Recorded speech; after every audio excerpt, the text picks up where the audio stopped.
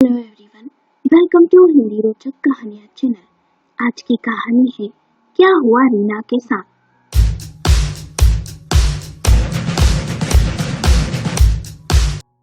रीना के पिता एक सरकारी ऑफिस में काम करते थे।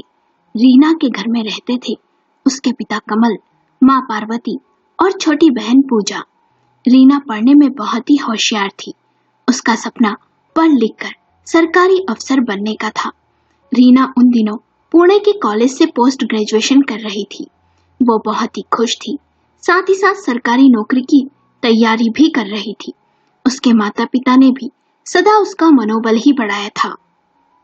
एक दिन रीना के चाचा की 19 साल की बेटी एक मामूली से ड्राइवर के साथ घर से भाग गई। तब घर में कोहराम मच गया। चाचा की बेटी ने अपना भविष्य तो खराब किया ही, पर रीना के जीवन को भी वह बर्बाद कर गई। सभी रिश्तेदारों के दबाव में आकर रीना के पिता उसके लिए रिश्ते तलाशने लगे। रीना ने घर में सभी को समझाने की बहुत कोशिश की, पर किसी ने उसकी एक नहीं सुनी। गलती किसी और की थी और सजा रीना को मिली। रीना अपनी बहन पूजा के गले लग बहुत रोई। जल्द ही रीना के लिए अच्छे घर का रिश्ता भी मिल गया। लड़के का नाम दीपेश था। वो बड़ी सी प्राइवेट नामी कंपनी में इंजीनियर था। उसने आईआईटी से इंजीनियरिंग की थी। वे बहुत ही अमीर, समृद्ध और प्रतिष्ठित लोग थे। उन्हें दहेज में एक भी रुपया नहीं चाहिए था। देखने में दीपेश साधारण सा ही था। दीपेश को रीना के आगे पढ़ने से कोई ऐतराज नहीं था, पर दीपेश की माँ और दीपेश की यह शर्त थी कि रीना कभी भी नौकरी नहीं करेगी। उन्हें एक घरेलू लड़की चाहिए थी। शादी तय होने के बाद रीना बहुत रोई। उसके आंसू रुकने का नाम ही नहीं ले रहे थे। विदाई के समय भी रीना बहुत रोई। सभी रिश्तेदारों को लग रहा था कि बेचारी को माँ बाप से बिछोड़ने का गम है, पर रीना के मन में अपने सपने, अपनी उम्मीदों और लक्ष्य टूटने का गम समाया हुआ था। शादी के बाद रीना अपने ससुराल आ गई। घर में नौकर चाकर, ठाट बाट सब थे।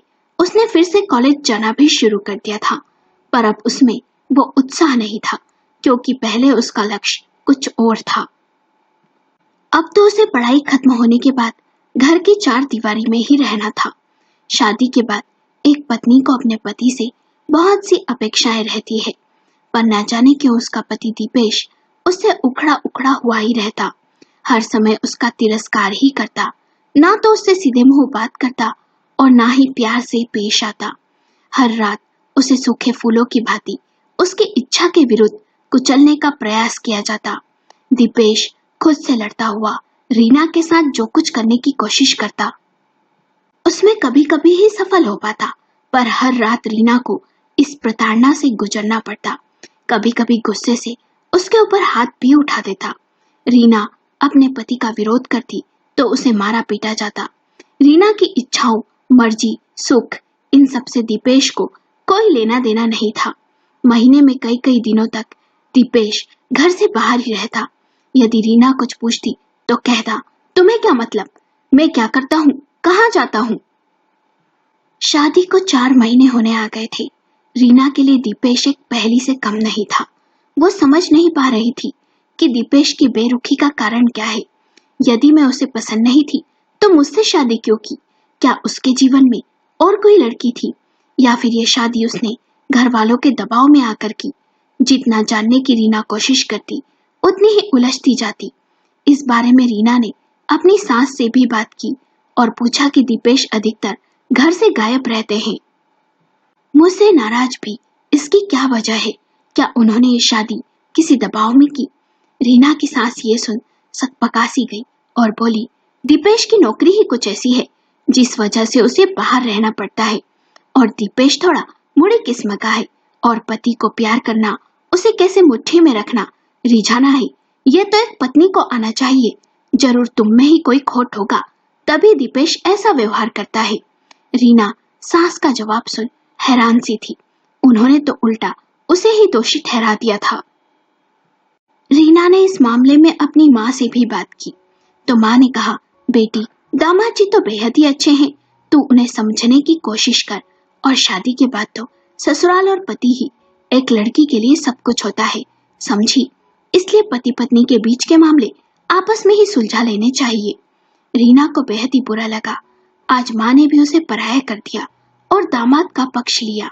रीना बहुत ही अकेली सी हो गई थी। एक दिन रीना की सास ने रीना से कहा, बहू, शादी को 5 महीने होने आ गए। मेरे ख्याल से अब तुम्हें परिवार बढ़ाने के बारे में सोचना चाहिए, क्योंकि एक बच्चे के आने से ही पति पत्नी के बीच का रिश्ता मजबूत होता है। बच्चा एक ऐसी कड़ी होता है जो उनको आपस में जोड़े रखता है। रीना ये सुन मन ही मन घुट सी गई और सोचने लगी, बच्चे के दुनिया में आने के लिए पति पत्नी के बीच संबंध भी होने चाहिए। पर बेडरूम में तो रात को सिर्फ अपमान, शोभ और अतृप्ति ही मिलती है। शादी का 1 साल बीत गया, पर रीना और दीपेश के बीच कुछ नहीं बदला। रीना ने दीपेश से कई बार इस समस्या पर बात भी करना चाही, पर दीपेश ने कभी भी कोई जवाब नहीं दिया। फिर एक दिन एक ऐसी घटना घटी जिसने रीना को हिलाकर रख दिया। दीपेश 2 सप्ताह के लिए कंपनी के काम से शहर से बाहर गया हुआ था। तब रीना एक दिन अपनी सहेली के साथ सास से इजाजत ले बाजार गई थी। तब उसने वहां शॉपिंग मॉल में दीपेश को देखा। उसके साथ एक लड़का भी था। रीना दीपेश को देख हैरान सी थी कि दीपेश तो शहर से बाहर गया है, तो वो यहाँ क्या कर रहा है। रीना ने अपनी सहेली को घर जाने को कह दिया और खुद उसने दीपेश और उस लड़के का पीछा किया। कुछ देर बाद वो लड़का और दीपेश दोनों कार में बैठ जाने लगे। रीना भी ऑटो से उनके पीछे चल दी। दोनों एक छोटी सी सोसाइटी के अंदर गए। रीना भी उनके पीछे पीछे चल दी। दीपेश और वो लड़का लिफ्ट से 4थे माले पर गए तो रीना सीढ़ियों से उनके पीछे गई। जैसे ही रीना 4थे माले पर पहुंची तो दरवाजा खुला था। रीना ने झांक के अंदर देखा तो वो दंग रह गई। दीपेश उस लड़के से प्यार कर रहा था।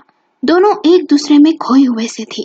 ये देख रीना को बेडरूम का दृश्य याद आया और रात की बेरुखी की वजह भी समझ आई कि उसके पति को उसमें नहीं, मर्द में दिलचस्पी है। दीपेश की बेचैनी, कमजोरी और कई दिनों तक बाहर रहने की वजह भी समझ आई। रीना अपने आप को संभाल न सकी और बेहोश हो गई। रीना को जब होश आया तो वह एक कमरे में थी और दीपेश और वो लड़का दोनों उसके सामने बैठे थे। रीना के होश में आते ही उस लड़के ने कहा, अब कैसी हो? रीना ने कहा, ठीक हूँ। तभी दीपेश ने कहा, तो मेरी जासूसी की जा रही थी। रीना ने कोई जवाब न दिया तो उस लड़के ने कहा, मेरा नाम सुनील है और हाँ, मैं तुम्हारा सौतन हूँ। कहते हुए वो हंसने लगा। दीपेश ने गुस्से से कहा, अब तो तुमने सब देख लिया। तुम्हें तुम्हारे सवालों का जवाब मिल गया होगा ना। मैं तुमसे नहीं, सुनील से प्रेम करता हूँ। सुनील ने कहा, रीना आज के जमाने की लड़की है और मुझे यकीन है वह हमें समझेगी। तुम समझोगी ना रीना? रीना ने चीखते हुए कहा, जब तुम्हें औरतों में दिलचस्पी नहीं थी तो तुमने मुझसे शादी क्यों की? मेरा जीवन बर्बाद क्यों किया? दीपेश ने भी चीखते हुए कहा, मैंने ये शादी सिर्फ समाज को दिखाने के लिए की थी। आखिर किस बात की कमी है तुम्हें घर में? सब कुछ है, जितना चाहे उतना रुपया खर्च करो, जो मन है वो खरीदो। किसने रोका है तुम्हें? रीना ने कहा, धन दौलत से खुशियां नहीं खरीदी जा सकती, पति का प्यार नहीं खरीदा जा सकता। आपको बस दिखावे के लिए एक पत्नी चाहिए थी, पर यह नहीं सोचा जब उस लड़की को सच पता चलेगा तो क्या होगा। आपने हर रात मुझ पर क्यों जुल्म किए, जबकि आप जानते थे जो आप कर नहीं सकते या करना ही नहीं चाहते। दीपेश ने कहा, तुम्हें क्या लगता है वह सब मैं अपनी मनमर्जी से करता था? अरे तुमसे कहीं ज्यादा मुझे तकलीफ होती थी, पर माँ को वारिस चाहिए था और माँ ने मुझसे वादा किया था कि जब मैं खानदान को वारिस दे दूंगा तो वे मुझे अपने मनमर्जी से जीवन जीने की आजादी दे देगी। रीना ये सुन सन्न थी। मतलब मम्मी जी, उन्हें भी सब पता था? दीपेश ने कहा, हाँ, माँ भी ये सब जानती थी, तभी तो उन्होंने तुम जैसे कंगालों से रिश्ता जोड़ा। तुम्हें क्या लगा था तुम्हारी औकात भी थी हमारे घर में कदम रखने की? रीना ने कहा, तुम सबने मुझे धोखा दिया। मैं किसी को भी नहीं छोड़ूंगी। तुम सबकी सच्चाई दुनिया को बता कर रहूंगी। दीपेश को ये सुन गुस्सा आ गया और वो सुनील से बोला, मैंने पहले ही कहा था ये रीना अपना मुंह बंद रखने वालों में से नहीं।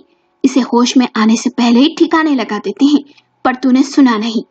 दोनों मिल रीना से छीना झपटी करने लगे। दोनों चाहते थे कि रीना की कुछ ऐसी तस्वीरें ले ले जिससे उसका मुंह बंद कर उसे रख सके। पर रीना के चीखने की आवाजें सुन बाहर दरवाजे पर भीड़ जमा हो गई और किसी ने पुलिस में शिकायत कर दी। कुछ देर में पुलिस आ गई। रीना को बहुत सी चोटें आई थी, वो अस्पताल में थी।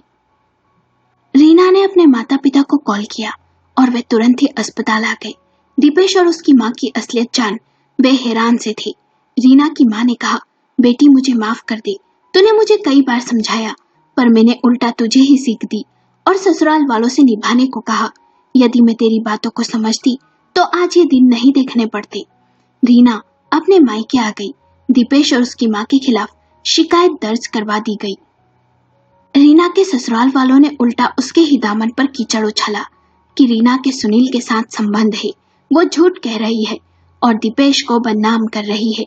पुलिस, वकील सबको अच्छा खासा रुपया खिलाया और सब कुछ रीना के खिलाफ कर दिया। रीना और उसके परिवार वालों का घर से निकलना दुर्भर हो गया था, पर बड़ी ही मुश्किलों के बाद रीना को दीपेश से तलाक मिल गया। कुछ समय रीना बेहद ही उदास और हताश सी थी। जितने लोग उतनी बातें। कुछ लोग रीना को गलत कहते, उसे गंदी नजरों से देखते। उसके माँ पिताजी के कहने पर उसने फिर से पढ़ाई शुरू की और 1.5 साल के कठिन परिश्रम के बाद रीना का भारतीय लोक सेवा आयोग की परीक्षा में चयन हो गया। आज उसने अपना आत्मसम्मान फिर से पा लिया था। अब उसके आसपास वही रिश्तेदार मंडराने लगे थे जो कभी उसकी बुराई करते थे। रीना के लिए एक से एक अच्छे लड़कों के रिश्ते आने लगे थे। रीना के माता पिता चाहते थे रीना फिर से शादी कर ले, पर रीना शादी नहीं करना चाहती थी। उसका विश्वास उठ चुका था। 3 साल बीत गए। रीना अपनी ही दुनिया में मस्त और खुश थी। उसकी मुलाकात विकास से हुई। दोनों में अच्छी दोस्ती हो गई। विकास मन ही मन रीना को चाहने लगा। वो भी एक सरकारी अफसर था। उसकी एक बेटी थी। उसकी पत्नी की कुछ साल पहले ही एक एक्सीडेंट में मौत हो गई थी। विकास ने रीना के सामने शादी का प्रस्ताव रखा, पर रीना ने अपना अतीत बताकर विकास को इनकार कर दिया। तब विकास ने कहा, सब एक जैसे नहीं होते रीना, जीवन कभी भी अकेले नहीं काटा जा सकता। तुम्हें किसी ना किसी पर तो यकीन करना ही होगा। तुम चाहो तो कुछ समय ले लो और फिर फैसला लो। रीना धीरे धीरे विकास को जानने लगी, समझने लगी। जब उसे उस पर भरोसा हो गया कि वो एक अच्छा और नेक इंसान है, तब उसने उससे शादी कर ली। विकास और उसकी बेटी के साथ रीना खुश थी। समाज में बहुत से ऐसे इंसान हैं जो दीपेश के जैसे इंसान के भेष में छिपे भेड़िए समान हैं। उन्हें पहचानना आसान नहीं होता, इसलिए शादी ब्याह सोच समझकर, देख परख कर करना चाहिए, किसी दबाव या जल्दबाजी में नहीं। आपको कहानी कैसी लगी? हमें अपने विचार कमेंट करके जरूर बताएं। यदि कहानी पसंद आई हो तो वीडियो को लाइक करें, शेयर करें और चैनल को सब्सक्राइब करें।